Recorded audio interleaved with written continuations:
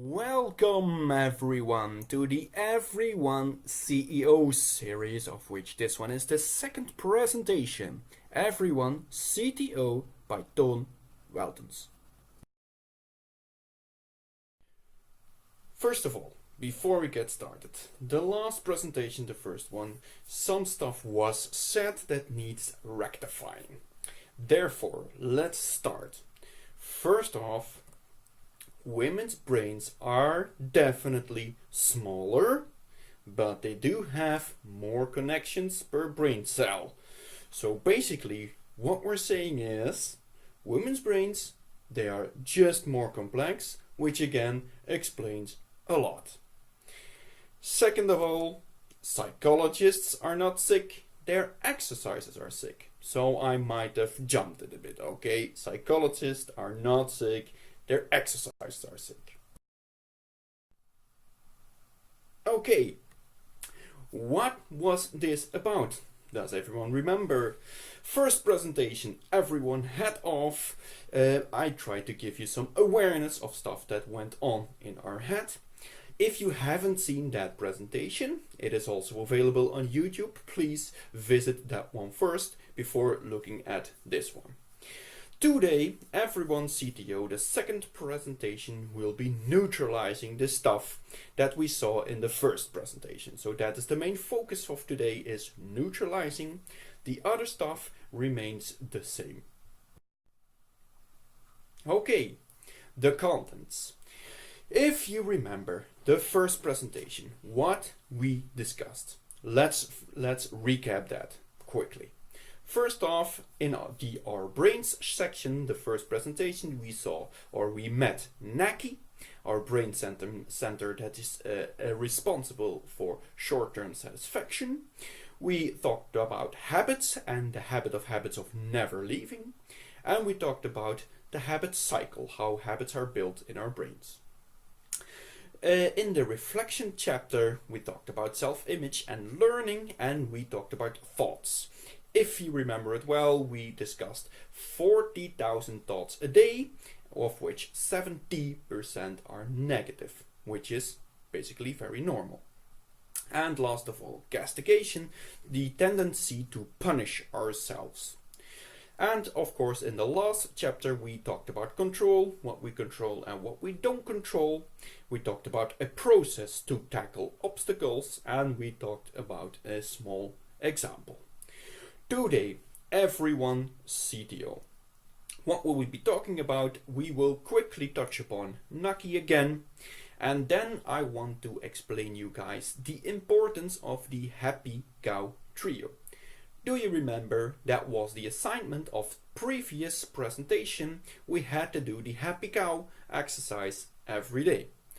I will try to explain to you why it is so important. In the second chapter, we will be talking about methods of handling our thoughts. So thoughts come and go, 40,000 a day. What can we do with them? With that method that we learn, or the tactic that we will learn, we have now something with which we can feed the process. That will be the last chapter. We will use the method to feed the process, and I will give you examples in the big ones chapter, or I will give you examples. So, without further ado, let's get started. Brains. Naki. Yes. Do we remember Naki? Naki, short for nucleus accumbens. This brain center evolved in a world full of scarcity. Basically, that's a paradigm, of course, full of scarcity. The things that were there were very scarce. Naki also pushed us towards life-saving activities. For example, we were walking in the woods and we saw a strawberry, which looked very nice. We picked up the strawberry, we tasted of it, it tasted very good. And Naki rewarded us for it with dopamine, so that next time we were walking in the woods, we would look again for strawberries. Very simple.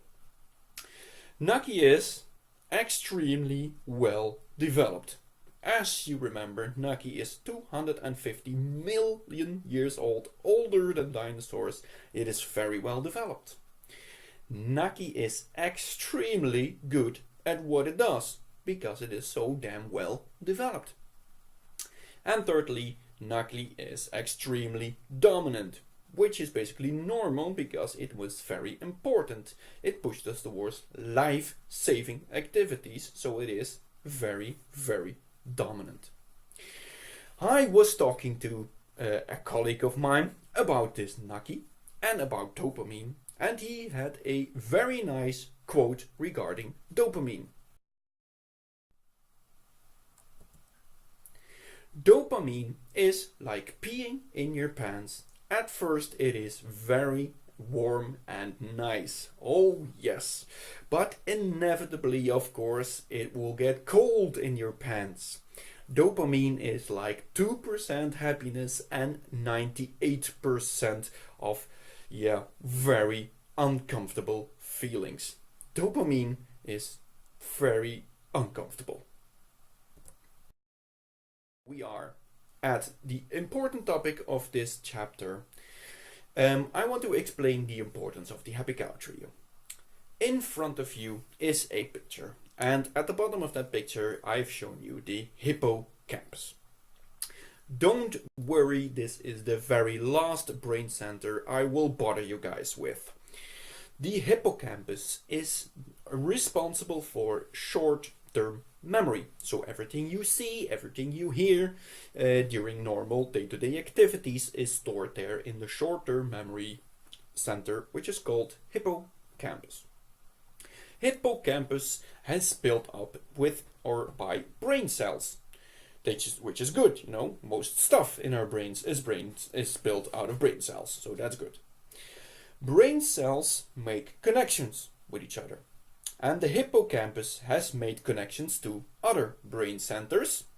And I've depicted two here. It has made a connection to the left prefrontal neocortex and the right prefrontal neocortex.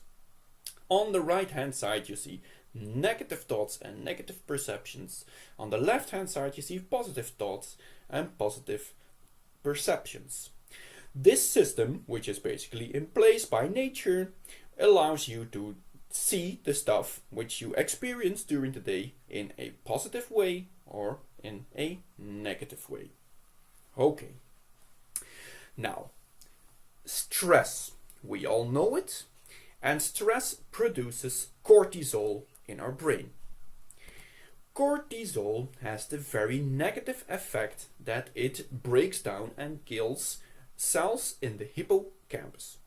So prolonged exposure to cortisol, and with long, I mean weeks and months, more than like minutes or hours. Okay, so very long periods of stress. Brain cells will die in the hippocampus. If brain cells die, well, then those bridges come under pressure, because we need brain cells to build those bridges. No more brain cells, no more bridges, of course. So, what else have we learned last presentation? We've seen that evolutionary things are built in our brains. And one of those is that we are looking for threats constantly. This is just defined by evolution. You cannot change this, you cannot influence this. Which means that the right bridge towards the negative thoughts and the negative perceptions is maintained. So the brain cells that are left in the hippocampus are used to build the right bridge, because we constantly use it, because we are constantly looking for threats. But on the left hand side, there's nothing, or at least not evolutionary defined.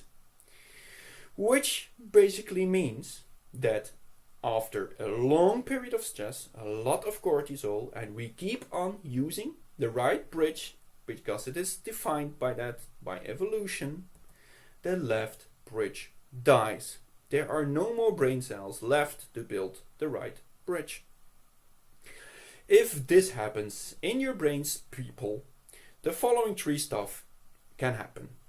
You get a anxiety disorder, you get a burnout, or you get a depression.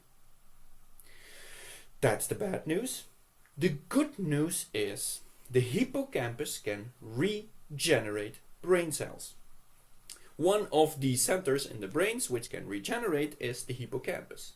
So the system that you see here now, or the broken system, it can be repaired. And how can it be repaired? Of course, the happy cow trio. The happy cow trio will allow us to rebuild the left bridge. So if you happy cow enough, or happy cow trio enough, the left bridge will be rebuilt and you will be able to experience positive stuff again. This is very important. This is the main goal of the happy cow trio. Long-term happiness. You need this left-hand bridge to be able to feel something positive or think something positive, but you also need this left-hand side bridge to prevent depression or burnout or anxiety problems. What do we then need to do? That happy cow trio, we need to make that a habit. If we make it a habit, we will do that for the rest of our lives without thinking about it.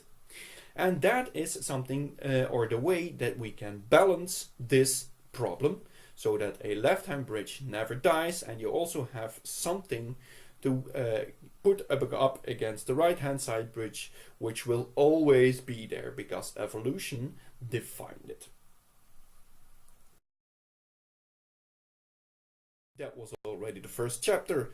Let's go to the second one. Reflections and self-image. We people, we are very, very proud of ourselves. We are very proud that we can think.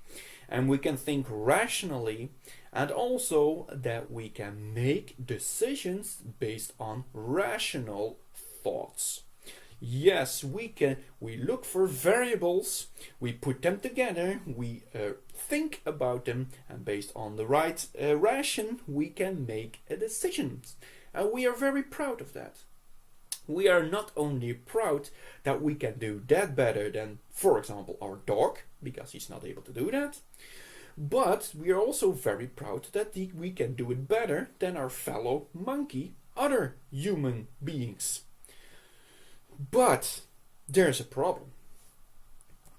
Free will doesn't exist. And what does this guy mean by that? All decisions are 100% emotional. If we come up with a choice we have to make, first of all, the emotional centers in our brain become active.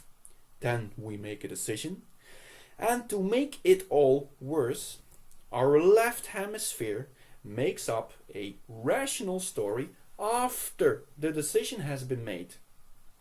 This last thing gives us the illusion that we are making the decision based on rational facts, but it isn't. We don't. The decision is made purely on emotions. And this is not the only thing or the only way that our brain gives us illusions. For example, our memories. If we think of memories, if we recall memories, they are slightly altered and we store them again in the altered state. So our memories are not really reliable. And our brain, on top of that, it makes connections that are not there. So it sees stuff, it thinks they are connected, but it just isn't. Most thoughts we have in our minds are not reliable. And there are many thoughts. Yes, do you remember? 40,000 of them, of which 70% are negative. So what can we do about those thoughts? Well, psychology has given us something which they call diffusion. What is diffusion? Well, you have your thoughts, And we can create a distance between ourselves, you, and your thoughts. Okay, Tom. How can we do this? How can we do this? Okay. Imagine you are sitting in the couch at home and you're watching television. You have chips nearby, you have beer nearby, or if you are a woman, you have 5 liters of chocolate ice cream with you, or vodka, I don't know, whichever you prefer best. And you're having a good time, and then all of a sudden, ding dong, the doorbell rings. And who is there at the door? I'll give you a hint. It is not Jehovah's Witnesses. Our mother-in-law is at the door, completely unsolicited and completely unwanted, like most thoughts. So, what do we do then if she's at the door? First of all, we let her in with a smile. Never leave your mother-in-law at the door. That's very dangerous. Oh my God, if the wife finds out, oh my God. No, you have to let her in. Never leave her at the door and smile. Oh my God, smile. The second thing you have to do, put her at the table, give her coffee, and then she starts, like mother-in-laws do. Blah, blah, blah, blah, blah, blah. Oh yes, she'll start talking. Blah, blah, blah, blah, blah, blah, blah. Just like I thought, she will keep on talking. Blah, blah, blah. And what do? You say, yeah, uh-huh, yeah, uh-huh. You really don't really care what she's saying, but you say, yeah, uh-huh, yeah, uh-huh. And this gives her some kind of confirmation that she is understood, which is basically the point. Thirdly and lastly, and most importantly, you do not argue with your mother-in-law, you only do rule 2. This is important. This is very important. Why do we do not want to argue with her? The reason for that is that if you argue with your mother-in-law, you will never get rid of her. And that's the idea here. For rule 2, we want to say, yeah, uh-huh, and once she feels understood, she's gone. She's gone back out of the door, and then the next thought will come, and then the next mother-in-law can come. But if you start arguing with her, she will never leave. She will be there at your table drinking coffee. And she will stay there arguing with you. But then, because that's thoughts we're talking about, the next thought will come at your door. The next thought will come at your door. And you will end up having discussions with 10, 20, 30 mother-in-laws. And you cannot even win one discussion with one mother-in-law, so let alone 30 mother-in-laws. That's impossible. Do not argue with her.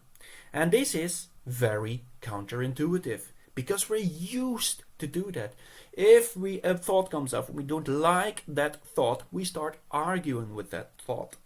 But it will never go away that way, and more thought will come, because of 40,000 thoughts a day. You cannot argue with them all. This we will use in the exercises in the process later on. Castigation, if you remember the tendency to punish ourselves. Punishing doesn't help. Castigation does not help. For example, 70% of criminals go back to prison within 7 years from their first sentence. 70%. That is a lot. That is the vast majority. And of course you're thinking, well, that's normal, because you need to punish them harder. Yes, let's punish them harder. Well, that doesn't help either. American states with the death penalty have a higher murder number per inhabitant than the rest. So punishing them harder, more severely, does not help either. Punishing does not help. Okay, that was the second chapter. Now, the third chapter. Very important. I want to start with something, and I've waited with this topic And well, there's a very good reason I've waited for with this topic. We've briefly touched upon it, but we didn't really go into depth of it. So, why did I wait with this topic? The reason for that is that we don't like talking about it. Emotions. I've depicted here 3 emotions: stress, irritation, and a nucky urge. We all know these emotions. Stress, we know the emotion. Irritation, oh yes, we definitely know that emotion. And the nucky urge, nucky, pushes us towards a cookie, some more beer, some more chips, some more ice cream, some more Ferraris, some bigger houses, whatever, you name it. We all know these emotions. So, if you know these emotions and you feel them from time to time, I have for you, completely for free, a psychoanalysis. And that psychoanalysis is the following. You are healthy. You are 100% healthy. Everyone who feels these emotions is healthy. Okay. For example, there are 2 kinds of people that do not feel these things. First of all, psychopaths. Psychopaths don't feel stress, irritation, nucky, they feel nothing. But I guess for the coming period that you who's watching this presentation doesn't want to identify with this category, right? I guess it's pretty good to be normal and not a psychopath. So it is no problem to feel something. Second category, dead people. Dead people, they don't feel a thing. I guess you who is watching this presentation doesn't want to be or belong to that category in the near future either. Okay, so feeling stuff is normal. Beating around the bush a bit, because I want to come to this point. Emotions are controlled by the limbic system. And we know the limbic system. The limbic system, for example, is comprised of nucky and the amygdala and the hippocampus. And what do we know about this system? It is 250 million years old. We do not control emotions.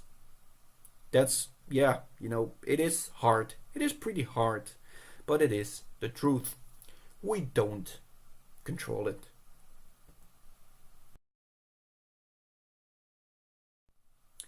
So, what can we then do if we don't control it? Well, I have another trio for you. How can you not control your emotions? So if you feel something, first of all say to yourself, everyone feels emotions sometimes, unless of course you are dead or a psychopath, then you don't feel anything. Secondly, don't suffocate nor fight, give it space, give it some room. I have a very nice analogy of this, or with this. A recent study has discovered that in the fight against cancer cells, if you reduce the amount of oxygen towards the cancer cells, they become more aggressive and they reproduce faster. If you give them more oxygen, if you feed them with more oxygen, they become calmer and reproduce less fast. The same thing is true for your emotions. If you try to suffocate your emotion or try to fight your emotion, you will only make it worse. Give it oxygen, give it room, don't fight your emotion. Third, it is only uncomfortable, just like an itch, don't scratch. An emotion is nothing more, especially the negative ones, of course, that's the one we're talking about. It is just uncomfortable, like an itch, don't scratch. Because we know if we start to scratch, we only make things worse, and we don't want that. Also, this is very counterintuitive because we're used to fighting emotions. We want to have them gone because we don't like them. But that is counterproductive. It'll only make them worse. Again, this trio, we will use it in the process. Last thing about control. Do we remember this one? We discussed this elaborately in the first presentation. On the right hand side you have the cycle, the habit cycle, emotion, thoughts, behavior. Nagi and stress having influence in our emotions, most of the time in a negative way. And then we exhibit negative behavior, and if we see that, we castigate ourselves. That's the feedback loop, which causes us to exhibit more and more negative behavior. What else have we seen? Well, that we don't control these. What else have we learned today? That we don't control that one. Okay, we have reached the low of all these presentations. I can assure you this will not get any worse than this. The behavior is something that we always control.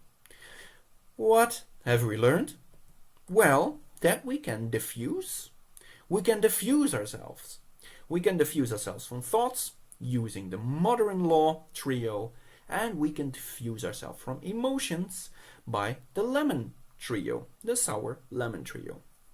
This allows us to exhibit the behavior that we want. Some more examples in just a few minutes. The second thing we want to do, because castigations, well, it is a habit. It is a bad habit, but it's there to stay probably. So we can additionally implement a diffusion layer there from our castigation thoughts using the mother-in-law trio.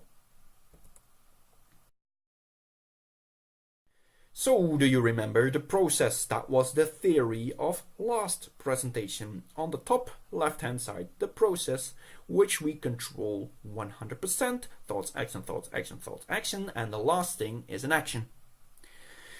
If there is something at the bottom of the slides, if there's something out of control or out of your control, then the process becomes invalid and you need to look for a new process. And then something happens again, which is out of your control, and then you need to look for a new, smaller process, and in the end you will reach your goal. Okay, this is all theory, this is all vague. Let's go into the practice. To give you 4 examples. The first one, time at work. We want to start a difficult and long, but very important task. We all know this. We've all experienced this at our jobs, and we know this.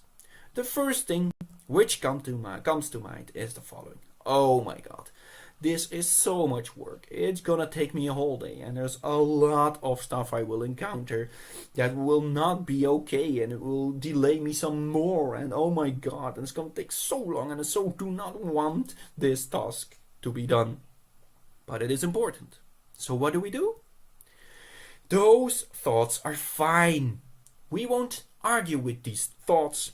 We will put them at the table, give them coffee, say, yeah, and walk them out the door again. No discussion, and we start working.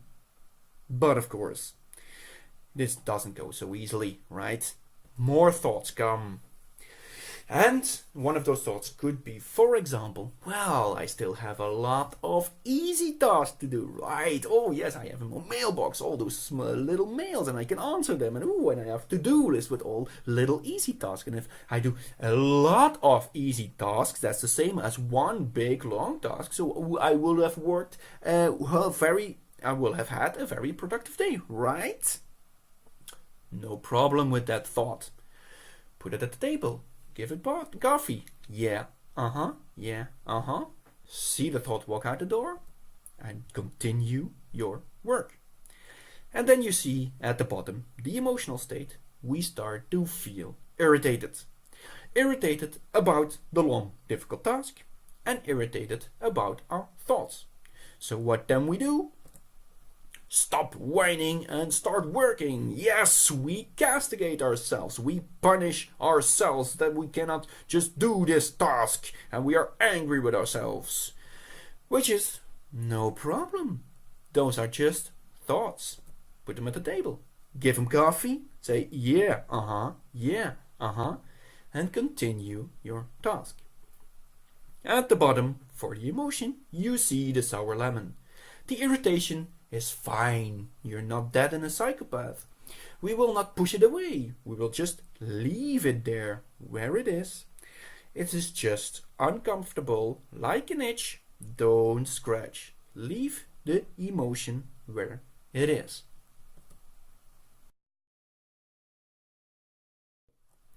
Time at home. For example, I want to start reading. I watch too much television and I want to start reading because I want to, seem intelligent or something. So I want to read a book. The first thought that comes to mind is, I can read tomorrow. Let's watch some television. That thought is fine.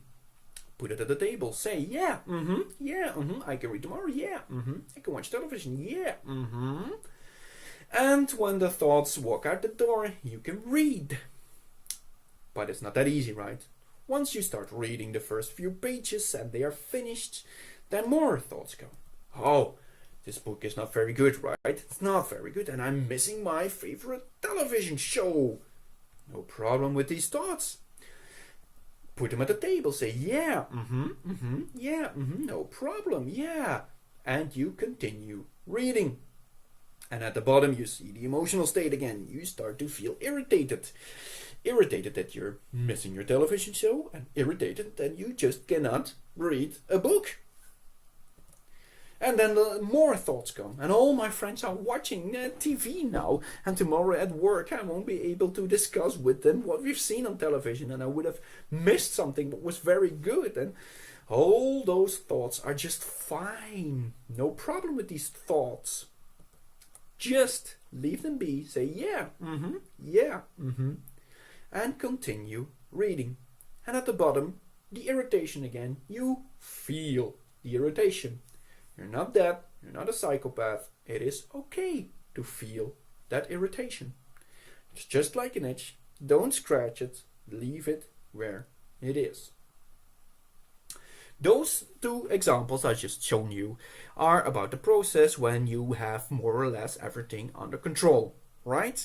So now we see two examples where external influences occur when something is out of your control. Number one, people at work.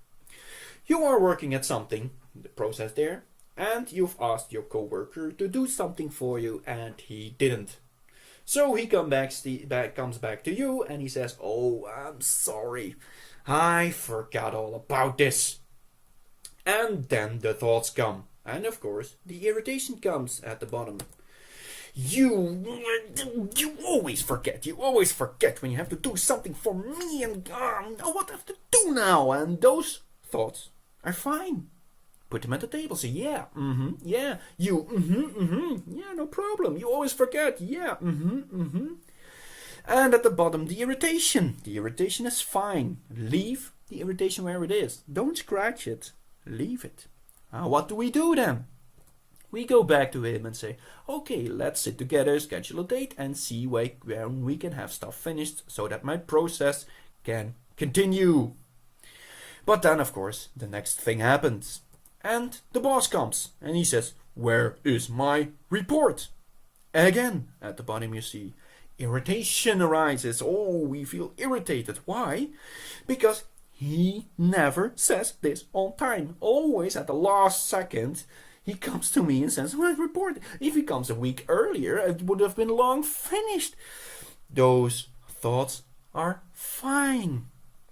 Give them coffee. Say, yeah, yeah, And the irritation as well. You're not a psychopath. You're not dead. Feel the irritation. Don't try to push it away. Don't scratch it. It's just an itch. Just uncomfortable. And what do? we go back to our boss and our co-worker to define a new schedule to have both tasks finished on time and in a good manner. Okay. Before I will show you guys this last example, I want to show you this disclaimer that the following slides are based on pure fiction. Any resemblance with real events or people is coincidental. This never happened. Okay? So, imagine yourselves. We are in the couch and we are watching television. For example here, Game of Thrones season 345 episode 7865, and we've just started watching, so we're watching like an hour or 5 and we're having beer and chips and ice cream and everything, and it's so much fun.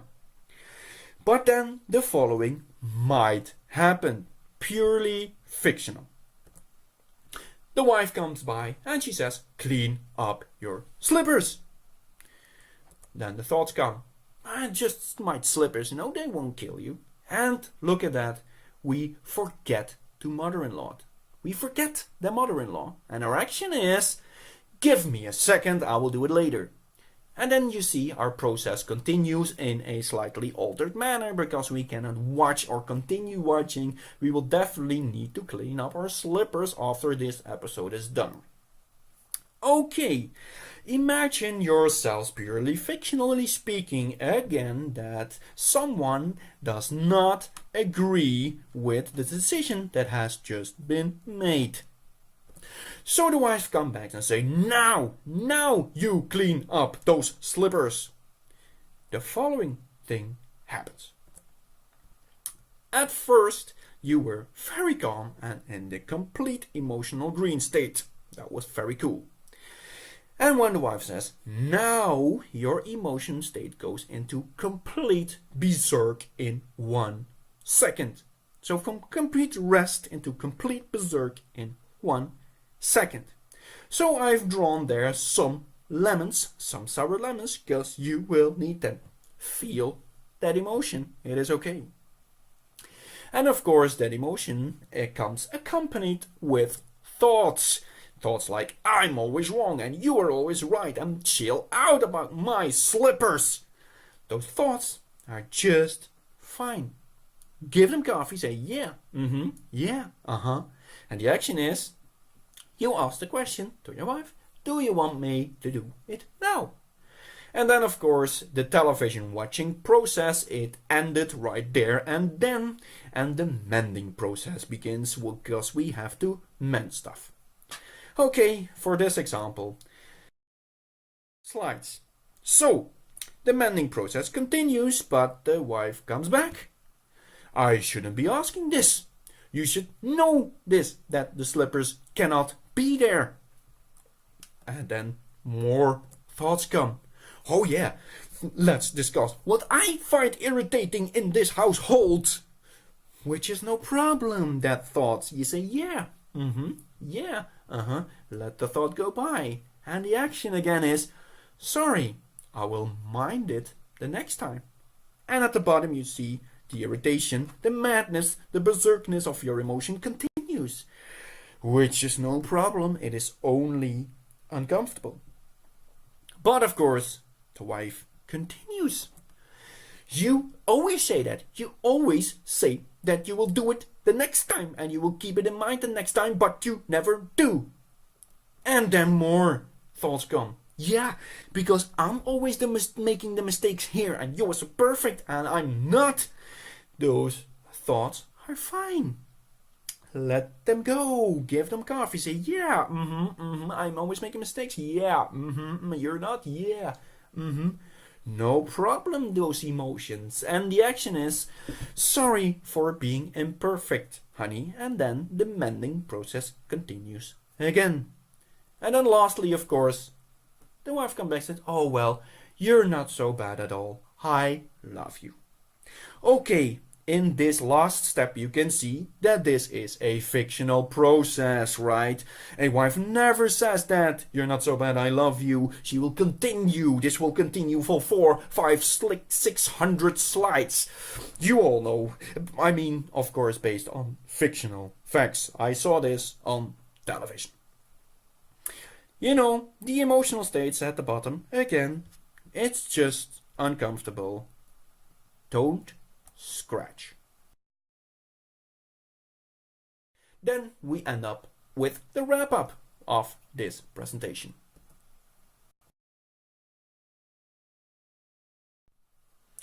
What have we learned? First of all, the happy cow trio is extremely important for long-term happiness. Long-term happiness. And the bonus you get with it is prevention against anxiety disorders, burnouts, and depression. Secondly, thoughts come and go just like your mother-in-law. Yeah, and do not argue with them.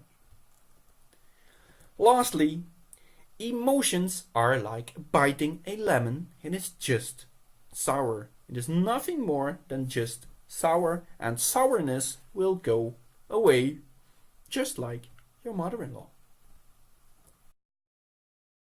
We've seen some new methods.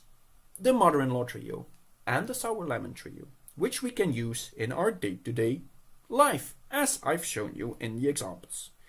But it might be necessary, it might be useful to train them in a more controlled environment.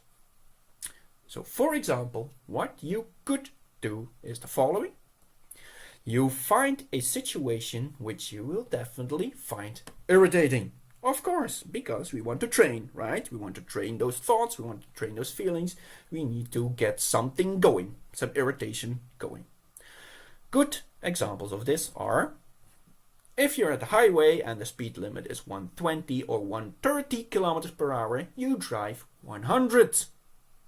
You will definitely start feeling some irritation after a few seconds.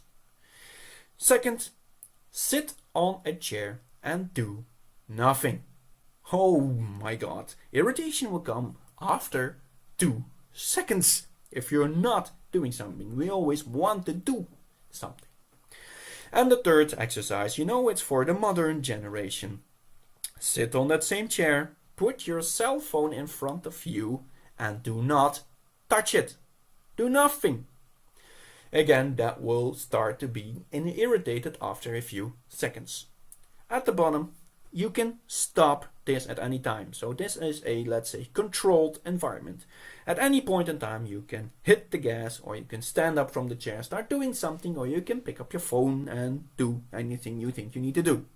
So it is a controlled exercise, but you know, the problem, or the goal of this is to train. So do it for like about 30 minutes at least. So not 5 minutes. It's not enough, you know. You need to start feeling really, really irritated.